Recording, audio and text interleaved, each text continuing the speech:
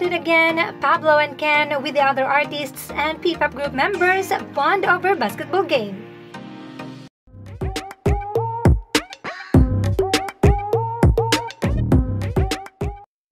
Eto na ang day 2 ng PubCan basketball game.